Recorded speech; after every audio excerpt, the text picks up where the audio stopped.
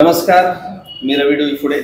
रवी सत्यशोधक या यूट्यूब चॅनलवर आपलं सर्वांचं स्वागत आहे. आजचा विषय थोडासा वेगळा आहे.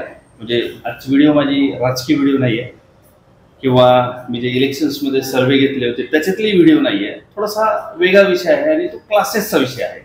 आता याची मी एक सिरीज चालू करत आहे आणि सर या सिरीजमधली ही पहिली व्हिडिओ आहे आणि तुमच्या अभियंता क्लास विश्रांतवाडी पुणे इथूनच आपण ही सिरीज चालू करणार आहेत. 10, 20, 30 व्हिडिओ आपण इथून पुढे करणार आहोत. म्हणजे मेन विषय असा की एखादा व्यक्ती क्लासेस घेणं स्टार्ट करतो त्याचे नेमके कारण काय आहेत आणि क्लासेस घेणाऱ्यांचं पुढे भविष्य काय आहे किंवा सरकारचं याला काही मदत आहे का, तर ह्या सगळ्या गोष्टी आपल्याला इथं पाहायच्या आहेत. तर नमस्कार सर. नमस्कार सर, तुमचं नाव सांगा. माझं नाव अमित गणेश रणावरे आणि आपल्या क्लासेसचं नाव आहे Abhiyanta classes for engineering degree and diploma. Vishrantwadi Pune. Vishrantwadi Pune. तर सर, क्लास केव्हा चालू केला तुम्ही? मी क्लास सुरू केला 1999 मध्ये. मी BE पास आउट केलं. BE मेकॅनिकल 1999 मध्ये पास आउट झालो. AISSMS कॉलेज ऑफ इंजिनिअरिंग शिवाजीनगरचं. आणि मी पास आउट झाल्यानंतर मी जॉब सुरू केलेला इंडस्ट्रीमध्ये. ही 99 सालची गोष्ट आहे. तर लो सॅलरी जॉब होता आणि मला टीचिंगची आवड होती. तर तेव्हा काय झालं की माझेच काही ज्युनियर्स मला अप्रोच झालेले की ते म्हणायचे, दादा आम्हाला काहीतरी शिकव, एस्पेशली मॅथ्स. तर मग तिथून सुरुवात झाली. मी 1-2 विद्यार्थ्यांना माझ्या ज्युनियर्सला शिकवायला सुरू केलं. त्यांना ते आवडू लागलं. मी जॉब करता करता पूर्वी ते करायचो. ऑफिसवरून आलो की संध्याकाळच्या वेळेमध्ये त्या माझ्याच मित्रांना शिकवायचो. त्यांना ते आवडू लागलं. मग त्यांनी ते वर्ड ऑफ माउथ अशा पद्धतीने पब्लिसिटी करून आणखीन काही मित्रांना सांगितलं. मी 2003 पर्यंत जॉब करतो, वेगवेगळे जॉब, त्याच्याबरोबर क्लासेस घेतो. पण त्याच्यानंतर एक असा पॉईंट आला की मी ठरवलं की आता मी पूर्ण वेळ क्लासेसच घेईन. आणि मग मी त्याच्यानंतर 2003 नंतर जॉब रिझाईन केला. त्याच्यानंतर परत कधी जॉब सर्च केला नाही. फुल टाइम क्लासेसमध्येच आहे. 1999 आणि आता आहे 2025. म्हणजे जवळपास आता 25 वर्ष कंप्लीट झाले आहेत. सर, मूळ गाव कुठलं तुमचं? पुण्याचे का पुण्याच्या बाहेरचे? आमच्यासारखं. मी मूळचा पुण्यातलाच म्हणता येईल. माझं गाव बाणेर आहे. आपल्या औंध शेजारचं जे गाव आहे बाणेर, हे माझं मूळ गाव आहे. मी पुण्यातलाच म्हणता येईल. त्यामुळे आजची व्हिडिओ एक महत्वाची ठरणार आहे. कारण सर, तुमच्या आतापर्यंत काय अंदाज आहे का किती विद्यार्थी तुमचे झाले असतील? माझे ह्या 25 वर्षामध्ये कमीत कमी 5,000 तर कमीत कमी आहेत. त्याच्यापेक्षा प्लस असतील. 5,000 प्लस विद्यार्थी झालेले आहेत. हो, म्हणजे समजा एका वर्षी आपण 200 पकडलं, ऍव्हरेज पकडलं तर हो 5,000 होतं. हो, कारण काही वर्षी 500-600 पर्यंत पण आकडा गेला होता. जसं आपण बघितलं की लॉकडाऊनच्या काळामध्ये तो आकडा कमी पण झाला होता. सुरुवातीच्या काळामध्ये कमी असायचं. तर त्यामुळे तसं जर एक ओव्हरऑल आपण तुम्ही म्हणाल तसं बरोबर ऍव्हरेज काढला तर एक 5,000 पेक्षा जास्त नक्कीच आहे. तर ही जी व्हिडिओ आहे ना, ह्या विश्रांतवाडी भागामध्ये पुण्यामधल्या अभियंता क्लास फार प्रसिद्ध आहे. 25 वर्ष झाले आणि ही व्हिडिओ सरांच्या सगळ्या विद्यार्थ्यांपर्यंत जाणार आहे आणि त्यांना सरांविषयी सगळी माहिती मिळणार आहे, जे की नसेल त्यांना. बरोबर. 10वी पर्यंत शिक्षण कुठं झालं सर? माझं 10वी पर्यंतचं शिक्षण चिल्ड्रन्स अकॅडमी हायस्कूल, ही शाळा पूर्वी संचिती हॉस्पिटलच्या शेजारी होती, शिवाजीनगर एरियामध्ये. 10वी पर्यंत माझं शिक्षण तिथे झालं. 11वी-12वी modern college of arts commerce science शिवाजीनगरमध्ये झालं. त्याच्यानंतर degree AISSMS college of engineering, ते पण शिवाजीनगर केनेडी रोड RTO ऑफिसच्या शेजारी. आणि माझं ME हीट पॉवर मेकॅनिकल मधलं मी मॉडर्न कॉलेज ऑफ इंजिनिअरिंग पुन्हा शिवाजीनगर मधून माझं ME झालेलं आहे. महत्वाचा प्रश्न, 10वी पर्यंत शिक्षण हे मराठी मीडियम का? माझं 10वी पर्यंत माझं इंग्लिश मीडियम होतं. English medium. पण ती कॉन्व्हेंट स्कूल नव्हती, साधी इंग्लिश मीडियम म्हणता येऊ शकेल. गरीब लोकांची शाळा होती ती. शिवाजीनगर पुणे लोकेशन शिवाजीनगर पुणेमध्ये होतं. अगदी बरोबर. तर आता मला नाही का महत्वाच्या विषयावर यायचं की महाराष्ट्रामध्ये पूर्ण भारतामध्ये असा ट्रेंड आहे की ज्याला काही येत नाही किंवा ज्याला इंडस्ट्रीत नोकरी नाही तो टीचिंग मध्ये येतो. तर आता तुमचा जो अनुभव आहे, तुम्ही क्लास चालू केला पण तुम्ही इंडस्ट्रीत जॉब करत होता, त्याचं उत्तर पण तुम्ही दिलंय की मला आवड होती. तरी मी परत प्रश्न विचारतो की मग इंडस्ट्रीचा जॉब सोडून इकडेच का आलात? कारण काय? 2 कारण. पहिलं म्हणजे असं तर नाहीये की तुम्हाला इंडस्ट्री जॉब नव्हता, तुम्ही म्हणजे जे जनरल लोक बोलतात असं. बरोबर. त्याच्यात 2-3 कारण मी जे विचार केला, मला जे जाणवली की पहिलं कारण अर्थात आर्थिक कारण होतं की 99चा काळ स्लॅकचा होता आणि त्या काळामध्ये मला जी सॅलरी मिळत होती ती अगदी तुटपुंजी होती, कमी सॅलरी होती. ते एक रिझन होतं. आणि त्याच वेळेस मी ह्याचा अभ्यास करत होतो साईड बाय साईड. आपल्या कॉम्पिटेटिव्ह एक्झामचा स्पर्धा परीक्षा जसं रेल्वेची एक्झाम UPSC त्याचंही प्रिपरेशन चालू होतं की सॅलरीमध्ये हाईक व्हावं. आणि जसं मी सांगितलं काही ज्युनियर्स मला अप्रोच झाले होते तर त्याबरोबर मी क्लासेस चालू केले होते. तर 2003 पर्यंत माझ्या लक्षात आलं की मला टीचिंगमध्ये जास्त इंटरेस्ट आहे, शिवाय इन्कम जास्त आहे. त्यामुळे मी क्लासेसमध्ये आलो. हे एक कारण घडलं. आणि दुसरं असं एक म्हणता येऊ शकेल की त्या काळामध्ये बऱ्याचसा माझ्या बॅचची जी लोक होती ती IT सेक्टरमध्ये गेली. ते मी गेलो नाही, मी काही कोर्सेस केले नाही, मी मेकॅनिकल फील्डमध्ये राहिलो, मी माझ्या एज्युकेशन फील्डमध्ये राहिलो.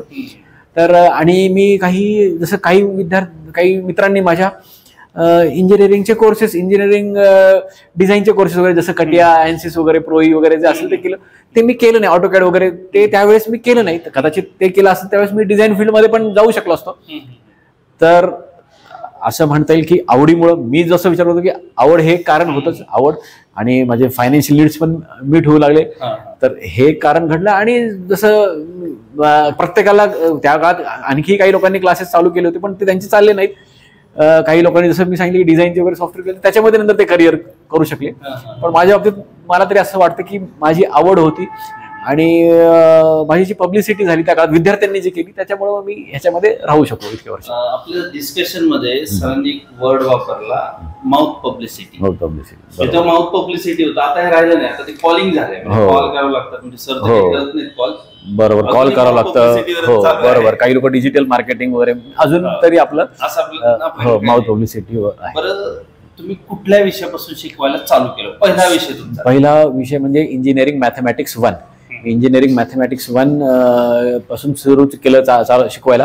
कारण काही मी सांगितलं माझेच काही ज्युनियर्स होते ते मला शिकवण्याची आवड मी कॉलेजमध्ये असल्यापासून होतीच. की मी कॉलेजमध्ये असतानाही माझ्या मित्रांना वगैरे काही टॉपिक जसे न्यूमेरिकल मेथड्स वगैरे असायचं. CONM नावाचा सब्जेक्ट होता त्या काळी मेकॅनिकल ब्रांचला. तर ते वगैरे शिकवायचं, ते मला शिकवताना आवडतच होतं. आणि नंतर जसं ज्युनियर मला अप्रोच झाले तर मी त्यांना मॅथ्स तर सगळ्यांचं आवड असतंच, मी मॅथ्सपासून सुरू केलं. मग मी इंजिनिअरिंग मॅथ्स 1 शिकवलं, मग engineering maths 2, engineering maths 3, engineering mechanics शिकवलं, ग्राफिक्स शिकवलं. नंतर पुढे सॉलिड मेकॅनिक्स, फ्लुइड मेकॅनिक्स पण शिकवलं. नंतर जसं जसं आपला पसारा वाढत गेला तसे मला खूप चांगले फॅकल्टीज मिळाले. तुम्ही पण त्यापैकी एक होताच एकेकाळी. रवी सरांनी पण त्या काळात मला वाटतं 2010चा 12चा वगैरे 13 पासूनचा काळ होता की त्यानंतर रवी सर पण जॉईन झाले. त्यांनी फ्लुइड मेकॅनिक्स, हीट ट्रान्सफर, मेकॅनिकलचे बरेचसे सब्जेक्ट्स क्लासमध्ये शिकवले. तर माझ्या ह्या प्रगतीमध्ये आपल्या क्लासच्या वाढीमध्ये मी नेहमी बरेच जणांना माझं नाव माहीत नसतं पण अभियंता क्लासेसचं नाव माहीत असतं. तर ह्याच्यामध्ये अनेकांचं कॉन्ट्रीब्युशन आहे. जसे रवी सर आहेत, रवी सरांचे मोठे बंधू होते विजय सर आहेत. माझ्या फॅमिलीमधले माझा भाऊ आहे, त्याची वाईफ आहे, माझी स्वतःची वाईफ आहे. तर असे अनेक फॅकल्टीज होते की आता मी सगळ्यांचे वेळेअभावी नावं नाही घेऊ शकत. पण ह्या सगळ्यांचे त्याच्यामध्ये कॉन्ट्रीब्युशन होतं की त्याच्यामध्ये मग आपला क्लासचं नाव झालं.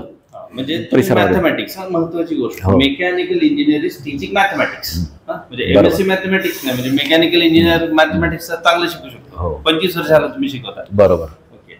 आणि मग बाकी पण विषयाचे क्लासेस तुमच्याकडे झाले, म्हणजे एक तर मेकॅनिकल इंजिनिअरिंग, त्याच्यानंतर सिव्हिल इंजिनिअरिंग, कम्प्युटर आणि इलेक्ट्रॉनिक्स होते. इलेक्ट्रॉनिक्स आणि ह्याचे पण होते कम्प्युटर्स, म्हणजे अजूनही काही फॅकल्टी आज पण आहे. म्हणजे आज पण तुम्ही बाकी मेकॅनिकल असेल सिव्हिल क्लास घेऊ शकतो. बरोबर. आज मी जे व्हिडिओ काढते ना, मी तुम्हाला क्लिअर सांगतो, म्हणजे मी काही इथे येऊन म्हणजे ऍडव्हर्टायझिंग वगैरे असं काही नाही आहे.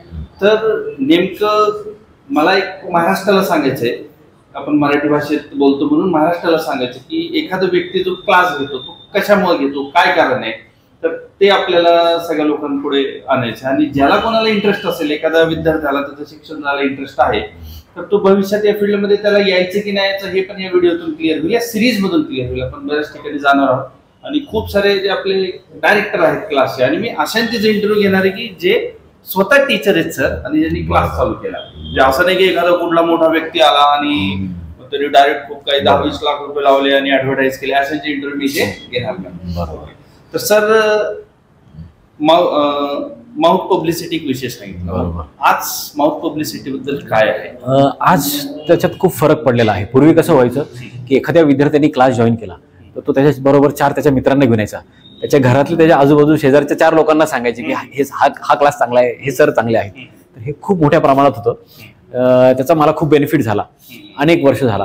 पण गेले एक 5-10 वर्ष मी बघतोय की हे थोडंसं कमी झालेलं आहे. लोक आपापसात बोलत नाहीत किंवा जरी त्यांना माहिती असतो आपला क्लास चांगला आहे तर ते सांगत नाहीत. असं एक झालेलं आहे. उलट त्यांचं असं असतं की माझ्या मुलाला जास्त गर्दीमध्ये बसवायचं नाही, जास्त विद्यार्थी नको, अशी बॅच हवी, अशी एक मेंटॅलिटी झालेली आहे. त्यामुळे माउथ पब्लिसिटी त्यातल्यात फक्त काय होतं की जसं माझ्याकडे असे काही विद्यार्थी आहेत की त्यांचे भाऊ बहीण पूर्वी माझ्याकडे क्लासमध्ये होते. माझ्याकडे असे काही विद्यार्थी आहेत की त्यांच्या घरातले ते 7वे किंवा 8वे मेंबर असतात. म्हणजे त्यांचा सख्खे भाऊ असतात, चुलत भाऊ आलेले असतात, मावस भाऊ आलेले असतात, आते भाऊ आलेले असतात. असे काही काही केसेस आहेत की त्यांचे फॅमिलीतले 7वे 8वे मेंबर आहेत. माझ्याकडे असे केसेस आहेत की वडील पण होते पूर्वी, त्यांचा मुलगा पण होता. जसं वडील पार्ट टाइम डिग्री करत होते, सिव्हिल झाल्यानंतर जॉब करत असताना मग मुलगा जेव्हा आला तर तो पण माझ्याकडे आला. असे केसेस झालेले आहेत. आणि असे केसेस आहेत की ते नवरा बायको दोघंही माझे विद्यार्थी होते. म्हणजे असेही योग आले या भागामध्ये, दुसऱ्या भागातले आलेले आहेत. बरोबर. तर माउथ पब्लिसिटीचं प्रमाण आता कमी आहे. तर आता सोशल डिजिटल मार्केटिंग थोडंफार याच्यातून त्याचा प्रसार जो आहे तो जास्त त्याच्यातून होतो, ऍडव्हर्टाइजमेंट जी आहे. आणि अर्थात म्हणजे मॅक्झिमम चंक तरी अजूनही माउथ पब्लिसिटीच आहे. मी अजून डिजिटल मार्केटिंग तेवढं केलं नाही, पण थोड्याफार प्रमाणात फेसबुक वगैरे आहे त्याच्यावर थ्रू होत आहे. नाव खूप छान आहे क्लास, अभियंता क्लास, म्हणजे इंजिनियरनी सुरू केलेला क्लास, अभियंता क्लास. हे कसं सुचलं? मी सुरुवातीला जेव्हा क्लास चालू केला, जसं मी सांगितलं ज्युनियर पासूनच सुरू केलेलं, तेव्हा तर काही नाव वगैरे पण नव्हतं. पण नंतर आणि सुरुवातीच्या काळामध्ये मी असंही केलेलं आहे की माझ्याकडे एक इंजिनिअरिंगचा विद्यार्थी बसलेला असायचा, त्याच्या शेजारी एखादा 4th स्टँडर्डचा विद्यार्थी असायचा, एक MBAचा विद्यार्थी असायचा, एखादा कॉमर्सचा विद्यार्थी असायचा ज्याला मी मॅथ्स शिकवायचो. पण नंतर माझ्या असं लक्षात आलं की माझ्याकडे आपोआपच इंजिनिअरिंगची जी स्ट्रेंथ आहे ती वाढू लागली. आणि मलाही इंजिनिअरिंगच्या सब्जेक्टमध्ये, मी स्वतः इंजिनिअर असलो त्यात जास्त इंटरेस्ट होता. मग एक वेळ अशी आली की माझ्याकडे येणारे सगळेच विद्यार्थी इंजिनिअरिंगचे होते आणि मी अभियंता होतो आणि अभियंतांसाठीच असणारा हा क्लास झाला होता. त्यामुळे मी अभियंता क्लासेस असं नाव मग त्याला फायनल केलं. मग तर आता सर अजून एक प्रश्न आहे की तुमचे जे विद्यार्थी आहेत मागच्या 25 वर्षापासून ते आता कुठे आहेत नेमकं? आता म्हणजे खूप म्हणजे सांगायला मला खूप अभिमान वाटतो की माझे काही विद्यार्थी गव्हर्नमेंट ऑर्गनायझेशनमध्ये आहेत, जसं PCMC मध्ये आहेत, PMC मध्ये आहेत, काही डिफेन्समध्ये आहेत, जसे कॅप्टन कमिशन्ड ऑफिसर्स झालेले आहेत. बरेच जण हायर एज्युकेशन घेण्यासाठी गेलेत की काही जणांनी हायर एज्युकेशन देत तिकडंच सेटल झालेले आहेत फॉरेन कंट्रीजमध्ये वगैरे. तर सर्व क्षेत्रामध्ये आहेत. म्हणजे मी माझ्याकडे येणारे विद्यार्थी सगळ्या ब्रांचेसचे असतात. तर काही सिव्हिल ब्रांचेसचे विद्यार्थी अगदी रिमोट प्लेसेसमध्ये गावाकडे कोणतरी पाण्याच्या टाकी बांधत असतात, सांगत असतात मला, धरणावर काम करत असतात, मग अधूनमधून फोन करत असतात. किंवा काही विद्यार्थी जे US मध्ये आहेत, जर्मनीमध्ये आहेत, काही विद्यार्थी कॉन्टॅक्टमध्ये असतात. तर त्यांच्या प्रगतीबद्दल ते सांगत असतात आणि हे ऐकून खूप अभिमान वाटत असतो. तर सगळ्या क्षेत्रामध्ये मी बघतो की आज इंजिनिअरिंग, काही जणांनी इंजिनिअरिंगमधून नॉन इंजिनिअरिंग, समजा फायनान्स सारख्या क्षेत्रामध्ये पण काही गेले, काही बँकेमध्ये गेले. तर असे पण विद्यार्थी आहेत. बरं, तुम्ही मॅथ्स शिकवत होता सर, पुणे युनिव्हर्सिटीमध्ये मॅथ्स 1, मॅथ्स 2, मॅथ्स 3 100 मार्काचा विषय. असं झालंय का की 100 पैकी 100 मार्क पडणारे विद्यार्थी? हो, आहेत. आपल्याकडे असे कितीतरी विद्यार्थी आहेत, 100 पैकी 100 आहेत. मला एक नाव आवर्जून सांगावंसं वाटतं. एक सईश साळी नावाचा विद्यार्थी खूप वर्षापूर्वी माझ्याकडे येत होता. त्यांनी पेपर झाल्या बाहेर आला आणि मला सांगितलं, सर मला 100 पैकी 99 मार्क मिळाले. मी 100 मिळाले पण आहेत. मुद्दा मी सईशचं उदाहरण सांगतो, कारण त्यांनी बाहेर आलेला मला फोन करून सांगितलेलं, सर मला 100 पैकी 99 मिळणार आहेत. त्यावेळेस 100 मार्काची परीक्षा असायची. त्यांनी सांगितलं माझा 1 मार्क जाणार आहे, कारण माझं ते डेफिनेशन एक होतं, 1 मार्कच ते मला आठवलं नाही. आणि बरोबर त्याला 99 मिळाले. असे कितीतरी विद्यार्थी आहेत की ज्यांना 100 पैकी 100 मिळालेले आहेत. अशा आपल्याकडे कितीतरी विद्यार्थी आहेत की त्यांच्या कॉलेजमध्ये त्यांच्या रिस्पेक्टिव्ह ब्रांचचे टॉपर्स आहेत. आता परवा रिझल्ट लागला, त्याच्यामध्ये आपला एक ओमकार कदम नावाचा विद्यार्थी आहे, MMITचा, तो मेकॅनिकल ब्रांचचा टॉपर आहे. तर अशा प्रत्येक कॉलेजेसचे, वेगवेगळ्या कॉलेजचे टॉपर्स आपल्याकडे आहेत. आपल्याकडे इंजिनिअरिंग मेकॅनिक्स सारख्या कठीण विषयामध्ये 100 पैकी 100 मार्क मिळवलेला विद्यार्थी आहे, ज्याला गोल्ड मेडल मिळालं होतं. दुसरी एक विद्यार्थीने जिला ग्राफिक्समध्ये 100 पैकी 100 होते, ती आहेत. असे हो, असे ऑलमोस्ट सगळे. आणि आउटस्टँडिंग, आता जसं ग्रेडिंग सिस्टम आहे सध्या की ज्याला 90 पेक्षा जास्त आहे त्याला आउटस्टँडिंग ग्रेड मिळते. तर असे त्याच्यात असे असतात. पुणे युनिव्हर्सिटीचं मॅथमॅटिक्स, पुणे युनिव्हर्सिटीचा इंजिनिअरिंगचा सिलेबस एकदम टफ, आणि त्या टफ मध्ये पण विद्यार्थ्यांना 100 पैकी 100 मार्क मिळालेले. सर, क्लासेसचं भविष्य काय इथून पुढे? जर कोणाला यायचं असेल क्लासेसमध्ये तर व्हॉट यू थिंक? भविष्य म्हणजे मी जे आज बघतोय जसं ज्या पद्धतीने मी पूर्वी ऑफलाईन क्लासेस म्हणजे आपण पूर्वी क्लासरूम टीचिंग असं होतं, ते आता खूप कमी झालेलं आहे. म्हणजे मला आता दिसतं की जे मोठे नावाजलेले क्लासेस आहेत ते आता जसं आपल्या सगळ्यांना मोठी नावं माहितीच आहेत की हो थोडेफार सगळ्यांना माहीत नसतात. कारण जसं 11वी-12वीच्या क्लासेसची जाहिरात होती त्या प्रमाणात इंजिनिअरिंगची होत नाही, पण इंजिनिअरिंग विद्यार्थ्यांमध्ये ते फेमस आहेत की तेव्हा ऑनलाईनवर जास्त हल्ली बऱ्याचशा विद्यार्थ्यांचा कल हा ऑनलाईनकडे असतो. तसंच एक सेक्शन असा पण आहे की जे आजही अभियंता क्लासेस आपला एक अभियंता ऍप नावाने ऍप आहे. तर त्या ऍपच्या थ्रू असं आहे, आता आज माझे काही विद्यार्थी वेगवेगळ्या महाराष्ट्राच्या वेगवेगळ्या भागामध्ये आहेत, अगदी देशाच्या वेगवेगळ्या भागात आहेत. काही कोणी गोवामध्ये आहे, कोणी लखनौमध्ये आहे, महाराष्ट्रात बरं आहेत. तर ह्या ऍपच्या थ्रू काय होतं की मी जे वर्गात इथे शिकवत असतो ते लाईव्ह लेक्चर्स पण त्यांना पाहता येऊ शकतात अभियंता ऍपच्या थ्रू. प्लस ते रेकॉर्ड पण होतं. मी समजा एखाद्या विद्यार्थ्याचं कुठल्याही कारणाने ते लेक्चर त्यावेळेस लाईव्ह मिस झालं असेल तर रेकॉर्ड झालेलं असतं. तर नंतर ते केव्हा त्याला हवं तेव्हा तो जेव्हा वेळ मिळतो तो बघू शकतो. किंवा एखाद्या विद्यार्थ्याला ते परत रिव्हिजनसाठी बघायचं असेल तर तो तेही बघू शकतो. कुठल्या भाषेत असतं? मराठी, इंग्लिश? मोस्टली ते इंग्लिश आणि हिंदीमध्ये होतं. Anyone can watch. जर कोणी एखादा विद्यार्थी असतो मला मराठीमध्ये कधी त्यांनी शंका विचारली तर त्याला मी मराठीत पण ते एक्सप्लेन करत असतो. पण समजा मी काय होतं की माझ्या असं लक्षात आलं की मुलांना जर मातृभाषेत काही सांगितलं त्यांना पटकन समजतं. तर काही गोष्टी ज्या डिफिकल्ट कन्सेप्ट आहेत जर ते मी इंग्लिशमध्ये हिंदीमध्ये सांगतोच प्लस मराठीमध्ये पण रिपीट करतो की जेणेकरून सगळ्या विद्यार्थ्यांना ते सोपं जावं. आणि मला बरेचदा काही विद्यार्थ्यांनी फीडबॅक दिला आहे, सर तुम्ही मराठीत सांगितलं किंवा सोप्या भाषेत सांगितलं त्यामुळे ते आम्हाला चांगलं कळालं. म्हणजे विद्यार्थी इंग्लिश मिडियमचे असतील तरी मराठीमध्ये मातृभाषा त्यांची मराठी असते त्यांना उलट क्लिक होतं की हा एक गैरसमज आहे की इंग्रजी माध्यमाच्या विद्यार्थ्यांना मराठीमध्ये अवघड जातं. तर असं अजिबात नाहीये की मला कितीतरी इंग्रजी माध्यमातले विद्यार्थी आहेत अगदी फार हाताच्या बोटाच्या मोजण्यात असतात की जे त्यांची मातृभाषा जर मराठी नसेल तर त्यांना ते अवघड जातं. अदरवाईज त्यांनाही ते सोपं जातं. म्हणजे क्लासरूम मध्ये जे काही शिकवतात ते रेकॉर्ड होतं आणि ते लाईव्ह पण जातं. लाईव्ह पण रेकॉर्डिंग पण ऍप मध्ये अवेलेबल असतं. पुढचा एक प्रश्न की इंजिनिअरिंग फार सोपं झालं. बरोबर बरोबर. म्हणून विद्यार्थ्यांना क्लासची एवढी गरज पडत नाही म्हणून विद्यार्थी कमी झाले, हे खरं आहे का? हा, की काही प्रमाणात हे खरं आहे की परीक्षेचं जे तंत्र आहे ते बऱ्यापैकी सोपं झालेलं आहे. जसं की आता पुणे युनिव्हर्सिटीचं बघितलं तर त्याच्यात 30+70 पॅटर्न आले. 30 हे इंटरनल मार्क्स आहेत. तर बरेचदा कॉलेजमध्ये विद्यार्थी 70चा पेपर आहे. हो 28 आहे आणि इकडे 12 मार्क. तर इंटरनल मार्क्स बऱ्यापैकी चांगले 30 पैकी कमीत कमी 12 पाहिजेत. तर मॅक्झिमम मार्क कॉलेजमध्ये 30 पैकी 20च्या वरतीच देतात.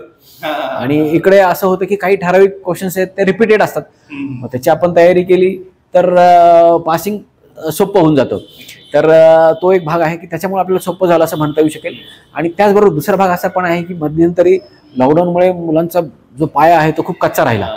तर त्यामुळे एक असा सेक्शन आहे की विद्यार्थ्यांचं की त्यांना पर्सनल कोचिंगची गरज आहे.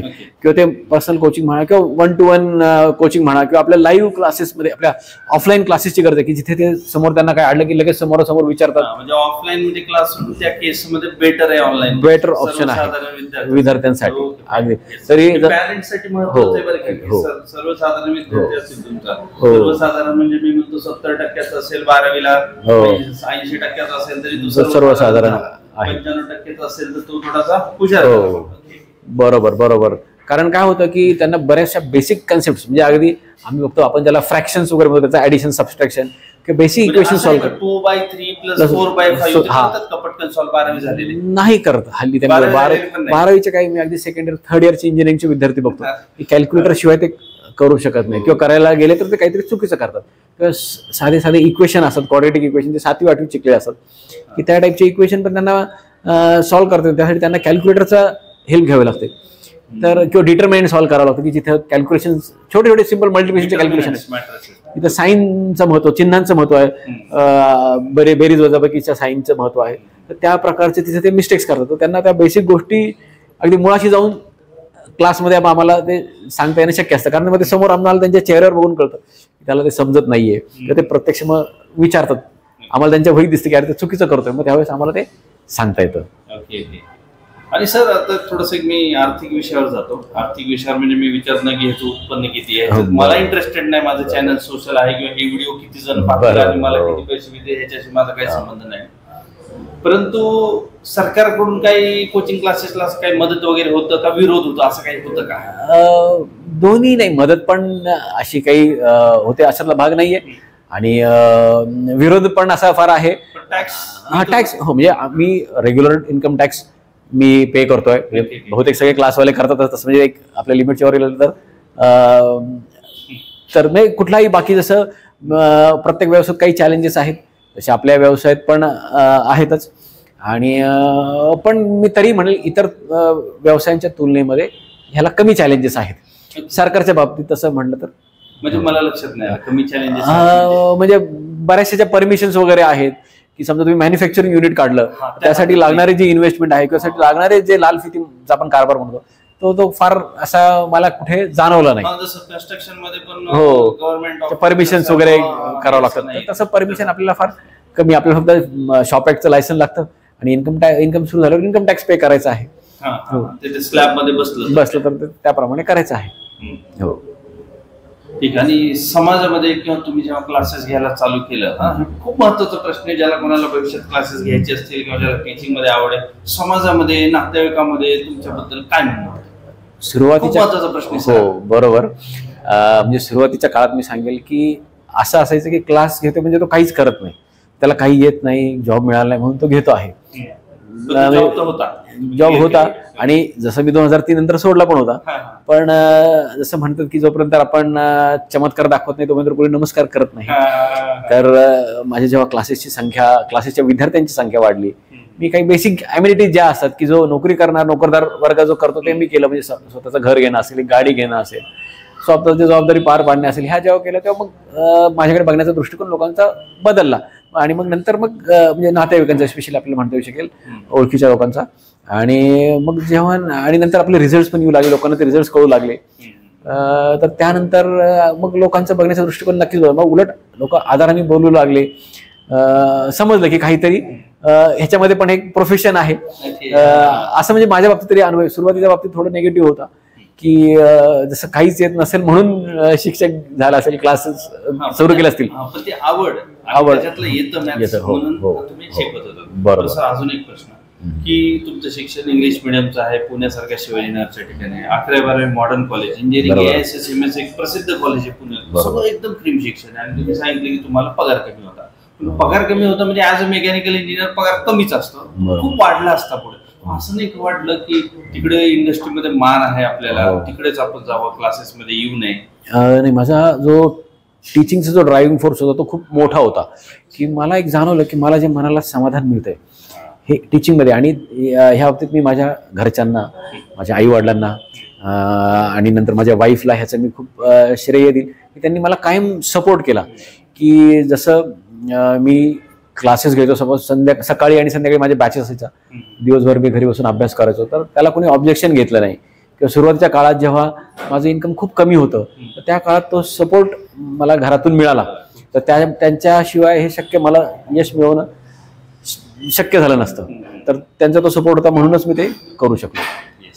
आज बघा, आज मेकॅनिकल इंजिनियर 25 वर्ष मॅथमॅटिक्स शिकवलं, मेकॅनिकलचे काही विषय सर तुम्ही घेतले. बरोबर. तर तुमच्या क्लासच्या भविष्यासाठी तुम्हाला शुभेच्छा. धन्यवाद. आणि तुमचे जर काही प्रश्न असतील तर तुम्ही इथे कमेंटमध्ये तुम्ही ते प्रश्न सांगू शकता. आणि अजून अशाच बऱ्याच आपण शिक्षकांना भेटणार आहोत.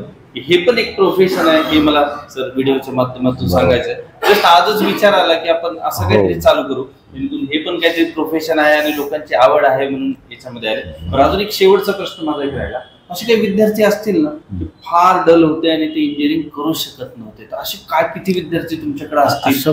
प्रत्येक बॅचला काही विद्यार्थी होते, म्हणजे अगदी मला 99 पासून आतापर्यंत त्यातले काही ठराविक नाव आहे ते आठवतात. मी नाव नाही सांगणार, हो नाव नाही सांगणार, पण एक विद्यार्थ्याचं उदाहरण सांगेन. एक विद्यार्थी होता, तर त्यांनी 4 वर्षाच्या इंजिनिअरिंगला 7 वर्ष लावले. तो फर्स्ट इयरमध्ये एकदा इयर डाऊन झालेला, सेकंड इयरमध्ये पण एकदा झाला होता, थर्ड इयरमध्ये पण झाला होता. तर त्यांनी 4 वर्षाचं इंजिनिअरिंग 7 वर्षामध्ये पूर्ण केलं. तो अक्षरशः डिप्रेशनमध्ये गेला होता की काय होईल. पण त्यांनी त्यानंतर एक पायपिंगचा कोर्स केलेला. तो कोर्स केला MIT कॉलेजमध्ये. त्याच्यानंतर त्याला एक छोट्याशा AC रिपेअरिंगच्या कंपनीमध्ये जॉब लागलेला. आणि मग त्यांनी तो त्या कंपनीमधून केन स्टारमध्ये होता, नंतर तो ब्ल्यू स्टारमध्ये गेला, नंतर तो असा एका मल्टीनॅशनल कंपनीमध्ये गेला की जिथे ते सबमरीन्स बनवतात आणि तो आता खूप वेल सेटल्ड आहे. तर अशी मी खूप उदाहरणं दिली की ते इयर डाऊन झाले होते किंवा काही कारण म्हणजे आजच्या काळात मी बघतो की गेल्या 4-5 वर्षात की मोबाईलच्या आहारी गेल्यामुळे ते डिप्रेशनमध्ये गेले होते. तर असे विद्यार्थी संपर्कात येऊन त्यांचे सब्जेक्ट क्लिअर करू शकले, आपल्या करिअर योग्य मार्गाने ते चालू शकले. तर ह्याचा आणि त्याचा आपण एक सहभाग घेता आला त्यांच्या करिअर ग्रोथमध्ये, याचा मला खूप अभिमान आणि आनंद वाटतो. सामाजिक काम आहे ना सर. अगदी बरोबर. रिएक्शन का असायचे, पॅरेंट्स फार परेशान असतात, एक वेळेस विद्यार्थी एवढा परेशान असतो. म्हणजे अबाउट द पॅरेंट्स एस्पेशली जेव्हा रिझल्ट लागलेला असतो, विद्यार्थी 12वी पर्यंत खूप चांगले, 10वी मध्ये खूप चांगले मार्क असतात, अगदी 90-95, 12वी मध्ये आलो थोडे कमी झालेले असतात. मग फर्स्ट इयरला ऍडमिशन मिळतं आणि त्याच्यानंतर जेव्हा पहिला किंवा दुसरा रिझल्ट येतो तेव्हा मुलं धडाधड नापास झाले असतात किंवा कमी मार्क आले असतात. मग ते खूपच डिप्रेशनमध्ये आले असतात काही केसेस. तर मग आणि जेव्हा ते रिझल्ट लागल्यावर आलेले असतात, क्लास लावण्यापूर्वी त्यांनी क्लास लावलेला नसतो आणि मग आल्यावर मग त्यांना म्हणजे रिझल्ट नंतर कळतं की अरे आपण क्लास लावायला हवा होता, आपला विद्यार्थी जर वीक असेल मॅथ्समध्ये वगैरे तर. आणि सुरुवातीला त्यांचा पण विश्वास नसतो की क्लास लावणी काही होईल का, कारण बरेचदा आधीचा अनुभव एवढा चांगला नसतो. पण जेव्हा मग चांगले रिझल्ट येतात, काही मुलं फक्त पास होतात, काही मुलं फर्स्ट क्लास डिस्टिंक्शन चांगले मार्क, काही मुलांचा मार्क जस्ट पासिंग असतात पण त्यांचा कॉन्फिडन्स वाढलेला असतो, त्यांच्यामध्ये तो आत्मविश्वास येतो की हो मी आता कुठलाही विशेष, त्याला अभ्यासाची पद्धत कळते की आपण कशा प्रकारे अभ्यास करायला पाहिजे, काय करायला पाहिजे आणि काय नाही करायला पाहिजे हे त्याला कळतं. तर आणि मग तो येणारा मुलाला जो आत्मविश्वास येत असतो, तर मला वाटतं की तो विद्यार्थी दशेमध्ये आणि आयुष्यामध्ये तो खूप महत्वाचा असतो. वेळ दिल्याबद्दल मी तुमचा खूप खूप आभारी आहे आणि तुमच्या क्लासच्या भविष्यासाठी तुम्हाला म्हणजे कॉंग्रॅच्युलेशन्स. एवढा मोठा क्लास तुम्ही केला, 25 वर्षापासून तुम्ही चालवता आणि भविष्यासाठी सुद्धा ऑल दी बेस्ट. आणि मलाही तुम्ही पूर्ण महाराष्ट्रात पोहोचवता याबद्दल मनापासून धन्यवाद. आणि मी जे आपले व्ह्युअर्स आहेत त्यांना पण मी एक सांगेन की जर त्यांच्याही काही शंका असतील त्यांनी कॉमेंट्समध्ये जरूर टाकाव्यात. तर मी सरांबरोबर त्यांचं सोल्युशन किंवा त्याच्याबद्दल आन्सर करायचा नक्कीच प्रयत्न करेल, रिप्लाय नक्कीच करेल. आणि जसं मी सरांचा आभारी आहे तसं तुमचा सुद्धा मी खूप आभारी आहे व्हिडिओ पूर्ण पाहिल्याबद्दल. Thank you very much.